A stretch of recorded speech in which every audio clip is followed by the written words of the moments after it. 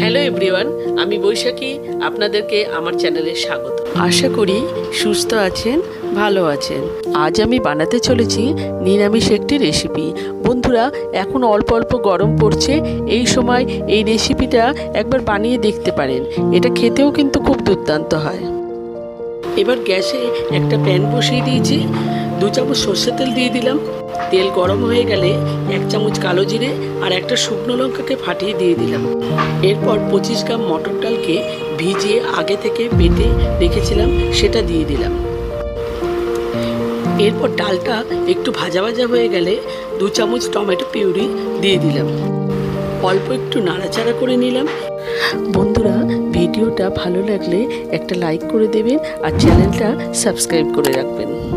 এরপর 1 চামচ হলুদ দিয়ে দিলাম আর স্বাদ মতো নুন দিয়ে দিলাম। এটা একটু নাড়াচাড়া করে যেতে হবে যাতে মশলাগুলো তলায় লেগে না যায়। এরপর 2 চামচ আদা বাটা দিয়ে দিলাম। এরপর কিছুক্ষণ ঢাকা চাপা দিয়ে দিলাম যাতে আদার কাঁচা গন্ধটা চলে যায়। এরপর মশলা থেকে তেল ছেড়ে দিয়েছে। মিক্সির বাটিতে অল্প জল নিয়ে সেটা দিয়ে দিলাম। এরপর 1 চামচ লঙ্কা গুঁড়ো দিয়ে দিলাম, 1 চামচ জিরে গুঁড়ো দিয়ে দিলাম, 1 চামচ ধনে গুঁড়ো দিয়ে দিলাম, 1 চামচ গোলমরিচের গুঁড়ো দিয়ে দিলাম। মশলাগুলোকে খুব ভালোভাবে মিক্স করে নিলাম। আমি এখানে 500 গ্রাম লাউকে আগে থেকে খোসা ছাড়িয়ে টুকরো করে কেটে ধুয়ে নিয়েছি।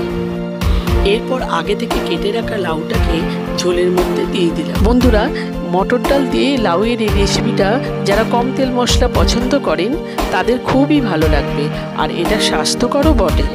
লাউটাকে মশলার সাথে ভালো করে মিশিয়ে নিয়ে ঢাকা চাপা দিয়ে দিলাম। 15 মিনিট ফোটার পর লাউটা সিদ্ধ হয়ে গেছে। মাঝখানে আমি একবার নাড়িয়ে দিয়েছিলাম। এরপর পরিমাণ মতো চিনি দিয়ে দিলাম। নিরামিষ রান্নায় একটু মিষ্টি দিলে খেতে কিন্তু খুব ভালো লাগে। নামানোর আগে একটু ঘি ছড়িয়ে দিলাম। রান্নাটা আমার রেডি হয়ে গেছে। বন্ধুরা, এই রেসিপিটা বাড়িতে ট্রাই করবেন। আশা করি বাড়ির সবার ভালো লাগবে। আপনারা যারা আমার ভিডিওটা যে যেখান থেকে দেখছেন তাদের পাশে থাকার অনুরোধ রইল। Till then, take care, bye by.